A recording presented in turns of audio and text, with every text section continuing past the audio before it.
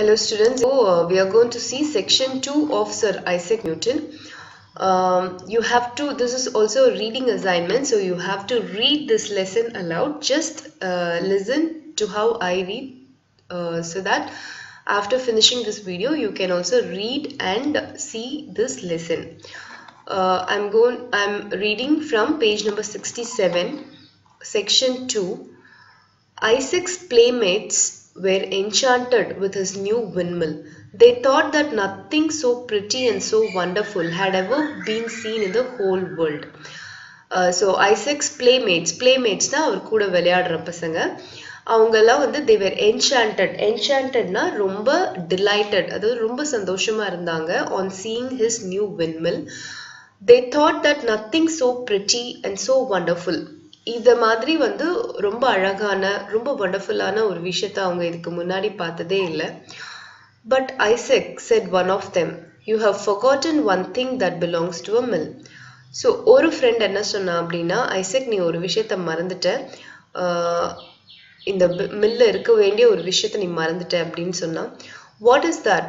asked Isaac, for he supposed that from the roof of the mill to its foundation he had forgotten nothing. So Isaac வந்து ஆச்சரியமா கேட்டாரு, என்ன அது? ஏன்னா வந்து அவரு ஒவ்வொரு பார்ட் ஆஃப் த விண்மில்லும் ரொம்ப அதிகமா இன்வெஸ்டிகேட் பண்ணி தான் இந்த மாடலை செஞ்சிருக்கு. என்ன அதுன்னு கேட்டாரு. Why? Where is the miller? said his friend. Miller எங்க அப்படின்னு கேட்டாரு. மில்லர்னா மில்ல ஆப்ரேட் பண்றவர் தான் Miller. That is true. I must look out for one, said Isaac, and he set himself to consider how the deficiency should be supplied. So, Isaac என்ன சொன்னானா, ஆமா அது உண்மைதான், நான் வந்து ஒரு மில்லரை வந்து கண்டிப்பா போட்டாகணும் அப்படின்னு சொல்லி he set himself to consider how the deficiency should be supplied. Deficiencyனா மில்லர் இல்லாதது வந்து ஒரு குறை. அந்த குறையை எப்படி அவரு சப்ளை பண்ணலாம் அப்படின்னு யோசிச்சாரு. He might easily have made the miniature figure of a man, but then it would not have been able to move about and perform the duties of a miller.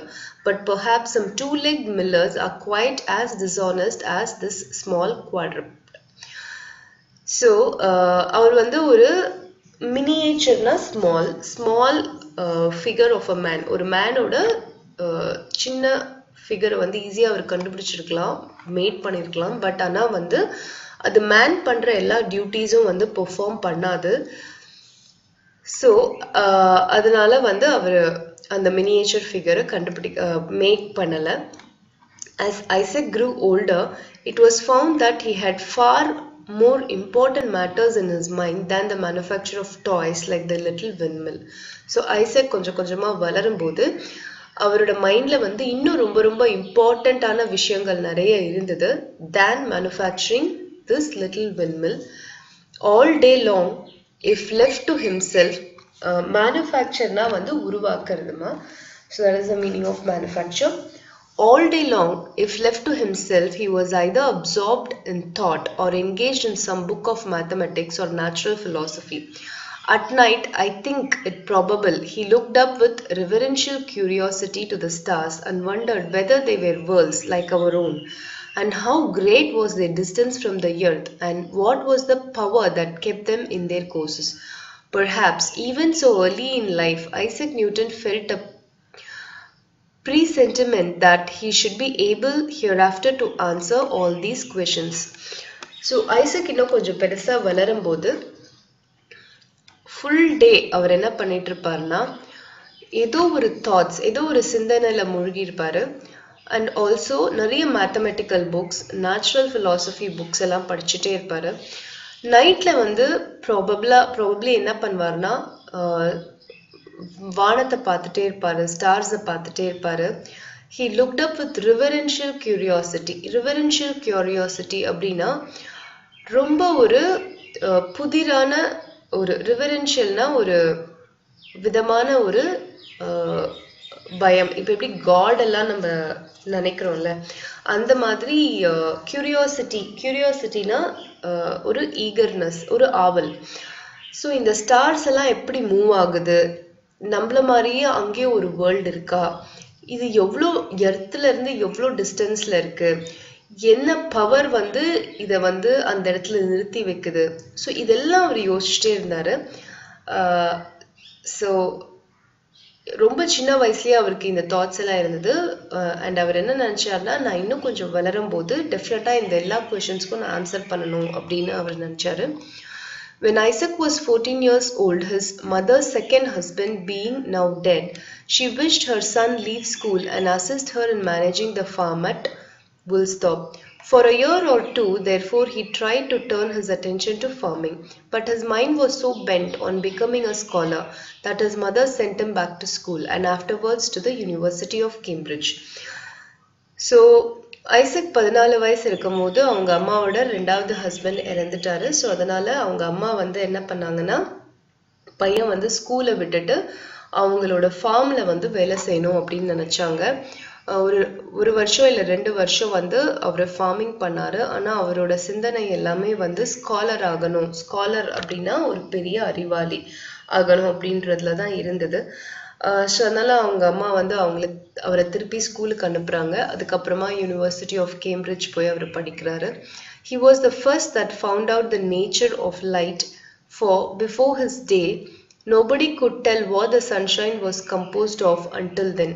You remember, I suppose, the story of an apple's falling on his head, which led him to discover the force of gravitation and which keeps the heavenly bodies in their courses. When he had once got hold of this idea, he never permitted his mind to rest until he had searched out all the laws by which the planets are guided through the sky. This he did as thoroughly as if he had gone up among the stars and tracked them in their orbits. As a boy, he had found out the mechanism of a windmill, and as a man, he explained to his fellow men the mechanism of the universe. So, nature of லைட்டை வந்து ஒரு வேக்கம்ல pass பண்ணா light எப்படி travel ஆகுது அப்படின்றத கண்டுபிடிச்சவர் வந்து Isaac Newton. உங்க எல்லாருக்குமே தெரியும், நீங்க நியூட்டன்ஸ் லாஸ்ல சயின்ஸ்ல படிப்பீங்க. So first one to find out the nature of light வந்து ஐசக் நியூட்டன். அண்ட் அதே மாதிரி அதுக்கு முன்னாடி யாருமே வந்து சன்ஷைன்ல என்ன இருந்தது அப்படின்றத சொல்லவே இல்லை. இவர் தான் first one to tell that sunlightல என்ன இருந்ததுன்னு. You remember, I suppose, the story of an apple's falling on his head. ஒரு நாள் வந்து ஐசக் ஓட தலையில வந்து ஆப்பிள், மரத்துல இருந்த ஆப்பிள் ஒன்று விழுந்தது. ஸோ உடனே அவர் வந்து யோசிக்கிறாரு, எதனால இந்த ஆப்பிள் ட்ரீலேருந்து கீழே விழணும் அப்படின்றத யோசிச்சு கண்டுபிடிச்சது தான் gravitation, force of gravitation. So இந்த ஃபோர்ஸ் ஆஃப் கிராவிடேஷன் வந்து it's an important scientific invention. அந்த மாதிரி வந்து எப்போதுமே எந்த விஷயத்தை பற்றி யோசிச்சாலும் அவர் வந்து அதை பற்றி யோசிச்சுட்டே இருப்பார் until he finds the new laws which guided the planets through the sky. So சின்ன வயசில் இருக்கும்போது அவர் வந்து ஒரு விண்மில், மெக்கானிசம் ஆஃப் விண்மில் எப்படி இயங்குது அப்படின்றத கண்டுபிடிச்சாரு. பெரிய மனுஷனாக ஆனதுக்கு அப்புறமா அவர் வந்து யூனிவர்ஸ், இந்த பிளானட்ஸில் எப்படி வந்து இந்த யூனிவர்ஸ்ல எப்படி பிளானட்ஸ் எல்லாம் இருக்கு, எப்படி மூவ் ஆகுது, எர்த் எப்படி ரொட்டேட் ஆகுது, எர்த் வந்து சன்லேருந்து எப்படி ரொட்டேட் ஆகுது, இது எல்லாத்தையுமே வந்து he explained this mechanism of the universe. While researching, he was accustomed to spend night after night in a lofty tower, gazing at the heavenly bodies through a telescope. His mind was lifted far above the things of this world. He may be said indeed to have spent the greater part of his life in worlds that lie thousands and millions of miles away, for where the thoughts and the heart are, that is our true existence. There is our true existence. So, அவர் வந்து நைட்ல வந்து ஒரு lofty டவர்னா பெரிய ஒரு டவர்ல வந்து nights after nights he will spend. அதாவது என்னன்னா, அந்த நைட்ல வந்து ஒரு பெரிய டவர் மேலே ஏறி போய் ஒரு டெலஸ்கோப்பை வச்சுக்கிட்டு ஸ்டார்ஸ், மற்ற பிளானட்ஸ் எல்லாத்தையும் அவர் பார்த்து ரிசர்ச் பண்ணிட்டே இருப்பாரு. அவரோட மைண்ட் வந்து எப்போதுமே was lifted far above the things of this world. வேர்ல்டுக்கும் மேலே அதிகமாக என்ன இருக்குது அப்படின்றத கண்டுபிடிக்கிறதுல தான் அவரோட மைண்ட் எப்போவுமே இருந்தது. He may be said indeed to have spent the greater part of his life in worlds that lie thousands and millions of miles away. அதாவது என்ன சொல்கிறாங்க, அவரோட greater part of the life, most of the part of his life he has spent by researching the life outside this world. இந்த வேர்ல்டையும் தாண்டி, நம்மளோட பூமியும் தாண்டி என்ன இருந்தது, யூனிவர்ஸ்ல என்ன இருந்தது, பிளானட்ஸ் எங்க இருக்கு, இதை பத்தி தான் அவர் ரிசர்ச் பண்ணிட்டே இருந்தாரு. Newton lived to be a very old man, renowned thinker, and was made a member of parliament and received the honor of knighthood from the king. So Newton வந்து இதெல்லாம் கண்டுபிடிச்சாரு. He became old and he was a renowned thinker. Renowned means famous thinker and was made a member of parliament. So அவரோட இங்கிலாண்டில் அவரை வந்து ஒரு member of parliament ஆக்குனாங்க. And king கிட்ட இருந்து அவருக்கு வந்து ஹானர் ஆஃப் நைட்ஹுட் கிடைச்சிது. இட்ஸ் அ ஹானர், நைட்ஹுட் அப்படிங்கிறது it's a honour or award. But he cared little for earthly fame and honors, and he felt no pride in the vastness of his knowledge. ஆனால் இந்த மாதிரி சின்ன சின்ன புகழ், பெருமை இதெல்லாம் அவருக்கு ரொம்ப சின்னதாக தான் தெரிஞ்சுது. அதே மாதிரி அவரோட இவ்வளோ வாஸ்டான நாலேஜ் பற்றி அவருக்கு ரொம்ப பெருமைலாம் அவர் பட்டுக்கல. All that he had learned only made him feel how little he knew in comparison to what remained to be known. So அவ்வளோ பெரிய சயின்டிஸ்ட் நிறைய விஷயங்களை கண்டுபிடிச்சி இந்த உலகத்துக்கு சொன்னார். இதுவரைக்கும் யாருமே கண்டுபிடிக்காத நம்ம யூனிவர்ஸை பற்றின ஃபேக்ட்ஸ் எல்லாமே நியூட்டன் தான் வந்து கண்டுபிடிச்சாரு. ஆனாலும் அவருக்கு வந்து என்ன தெரிஞ்சதுன்னா, ஹீ லேர்ன்ட், என்ன அவர் கற்றுக்கிட்டாரோ அது வந்து ரொம்ப ரொம்ப சின்னது தான். ஆனால் அவருக்கு தெரியாத விஷயங்கள் ரொம்ப ரொம்ப பெருசாக இருந்தது அப்படின்றது தான் அவர் நினச்சிருந்தாரு. I seemed to myself like a child, he observed, playing on the seashore and picking up here and there a curious shell or a pretty pebble, while the boundless ocean of truth lies undiscovered before me. So Newton சொன்னது இதுதான். நான் வந்து என்னை வந்து ஒரு சின்ன குழந்தையாக தான் நான் நினைக்கிறேன். எப்படி ஒரு கடலில், அதாவது பீச் சீஷோரில் ஒரு குழந்தை விளையாடும் போது சின்ன சின்ன சீஷெல்ஸை எடுத்து இல்லை அழகான பெபிள்ஸ் எடுத்து விளையாடுமோ, அந்த மாதிரி நான் சின்ன சின்ன இன்ஃபர்மேஷன்ஸ் தான் வந்து கண்டுபிடிச்சிருக்கேன். ஆனால் வந்து எனக்கு முன்னாடி ocean of truth lies undiscovered. So நான் ஓஷனோட சீஷோரில் இருக்கும் போது எப்படி கடல் என் முன்னாடி பெரிய கடல் இருக்கோ அந்த மாதிரி தான் நிறைய இன்னும் கண்டுபிடிக்காத விஷயங்கள் நிறைய இருக்கு அப்படின்றது தான் அவர் சொன்னார். At last in 1727, when he was 85 years old, Sir Isaac Newton died, or rather he ceased to live on earth. So 1727ல 85 yearsல வந்து ஐசக் நியூட்டன் வந்து மரணம் அடைகிறாரு. or he ceased to live on earth. அது அப்படி சொல்றதுக்கு பதிலா எர்த்தில் வந்து அவர் வாழறத ஸ்டாப் பண்ணிட்டாரு. though he lives in the universe, அதை அவங்க மீன் பண்றாங்க. We may be permitted to believe that he is still searching out the infinite wisdom and goodness of the Creator as earnestly and with even more success than while his spirit animated a mortal body. So நான் சொன்ன மாதிரி அதுதான், அவர் வந்து யூனிவர்ஸில் இன்னும் கூட வந்து infinite wisdom, இன்ஃபைனட்னா முடிவில்லாத ஒரு விஸ்டம்னா அறிவு, அந்த அறிவு அவர் வந்து எப்போதுமே வந்து தேடிக்கிட்டே தான் இருப்பார். ஒரு மார்டல் பாடி, அதாவது மார்டல்னா அழிவுடைய ஒரு பாடி, அந்த பாடியில் இருந்து தான் இதெல்லாம் இன்வென்ட் பண்ணுன்றது இல்லை. அவரோட ஸ்பிரிட் வந்து எப்போதுமே வந்து ஹெவன்ஸ்ல இருந்து டெஃபினட்டாக இந்த விஷயங்களை தேடிக்கிட்டே தான் இருக்கும். He has left a fame behind him which will be as endurable as if his name were written in letters of light formed by the stars upon the midnight sky. So அவருக்கு பின்னால் இருக்க அந்த புகழ், ஃபேம்னா புகழ், அந்த புகழ் வந்து என்னென்னைக்கும் வானத்தில் ஒரு லெட்டர்ஸாக எழுதி இருக்கும். I love to hear about mechanical contrivances such as the water clock and the little windmill, remarked George. So I suppose if Sir Isaac Newton had only thought of it, he might have found out the steam engine and railroads and all the other famous inventions that have come into use since his day. So George George is the king. So he I love to hear about mechanical contrivances such as the water clock and the little windmill. So in the Isaac Newton கண்டுபிடிச்ச இந்த water clock and little windmill இதுலலாம் என்ன mechanical inventions இருக்கு அப்படின்றத வந்து தெரிஞ்சுக்கணும்னு நான் ஆசைப்படுறேன் அப்படின்னு கிங் ஜார்ஜ் சொல்றாரு. I suppose if Sir Isaac Newton had only thought of it. So Isaac வந்து அந்த மெக்கானிக்கல் ஆஸ்பெக்ட் ஆஃப் இன்வென்ஷனுக்கு போகலை. அவர் வந்து மோஸ்ட்டாக வந்து யூனிவர்சல் ரிலேட்டடான ஆஸ்பெக்ட்ஸில் தான் அவர் கண்டுபிடிச்சாரு. லைக் லைட்டில் என்ன இருந்தது, டைம் எப்படி கண்டுபிடிக்கிறது, யூனிவர்ஸ் எப்படி இயங்குது, கிராவிட்டி, இதெல்லாமே தான் அவர் கண்டுபிடிச்சாரு.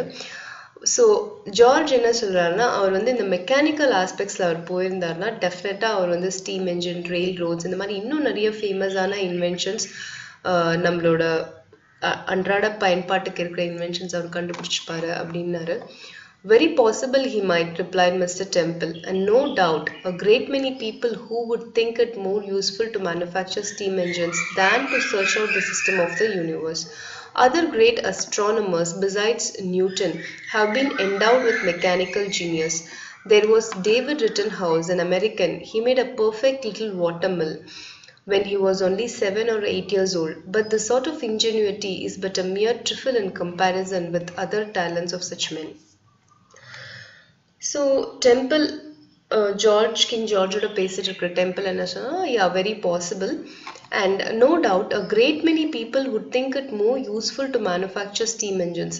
அதாவது நிறைய பேர் என்ன நினைப்பாங்கன்னா, இந்த மாதிரி ஸ்டீம் என்ஜின்ஸ், ரெயில் ரோட்ஸ், இந்த மாதிரி எவ்ரிடே யூஸ்க்கு தேவைப்படுற விஷயங்களை கண்டுபிடிச்சா ரொம்ப யூஸ்ஃபுல்லாக இருக்கும் அப்படின்னு நினைப்பாங்க. Then to search out the system of யூனிவர்ஸை பற்றி ரிசர்ச் பண்ணுறதுக்கு பதிலாக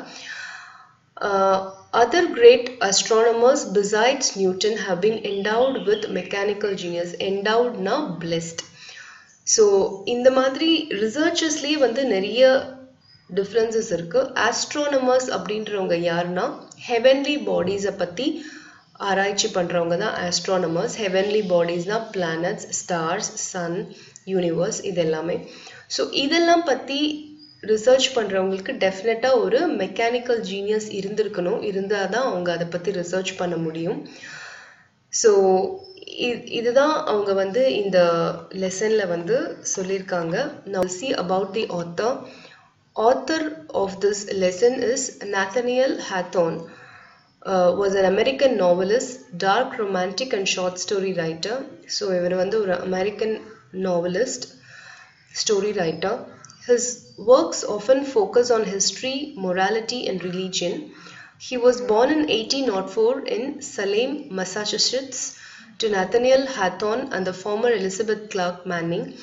The biography of Sir Isaac Newton was published in Nathaniel Hawthorne's True Stories from History and Biography. So Nathaniel Hawthorne அப்படின்றவர் வந்து மசாச்சுசெட்ஸில் சலேம்ன்ற ஒரு ஊரில் பிறந்திருக்காரு. To Nathaniel Hawthorne and Elizabeth Clark Manning அவரோட பேரண்ட்ஸ். இந்த biography of sir Isaac Newton அப்படின்ற அந்த புக்கை வந்து அவர் எழுதியிருக்காரு. It was published in true stories from history and பயோகிராஃபியில் இருந்து எடுக்கப்பட்ட ஒரு சின்ன ஷார்ட் ஸ்டோரி தான் நம்ம இப்போ படித்தோம். So second வந்து you have to read the glossary of this section 2, and then A, read and understand. Again antonyms வந்து நீங்க கண்டுபிடிக்கணும். antonyms தான் opposites. And then section B, answer the following questions in 1 or 2. That also you can try to write on your classwork. மீதி இருக்கிற அந்த 3 questions, இந்த 5 questions ஓட answers I will send it to you. So இது வந்து இந்த லெசனை வந்து நீங்கள் நல்லா சத்தமாக படித்து பார்க்கணும். அப்போ தான் வந்து உங்களுக்கு ப்ரொனவுன்சியேஷன் புரியும். ஏதாவது ஒரு வேர்ட் வந்து உங்களுக்கு புரியல, அர்த்தம் புரியலன்னா டெஃபினட்டாக you have to refer to the dictionary and right the meaning near to that word. அந்த வார்த்தைக்கு பக்கத்துலேயே மீனிங்கை எழுதி வச்சுக்க. அப்பதான் வந்து உங்களுக்கு வந்து ஈஸியா இருக்கும், படிக்கும்போது அர்த்தம் புரியும். திரும்ப திரும்ப படிக்கும்போது உங்களுக்கு அந்த வேர்டோட மீனிங் வந்து உங்க மைண்ட்ல போய் பதிஞ்சிடும். அதுக்கப்புறமா நீங்க வந்து ஈஸியா வந்து பேசும்போது அந்த வேர்ட்ஸை வந்து யூஸ் பண்ண ஆரம்பிப்பீங்க. So thank you children. Any doubts, please feel free to call me.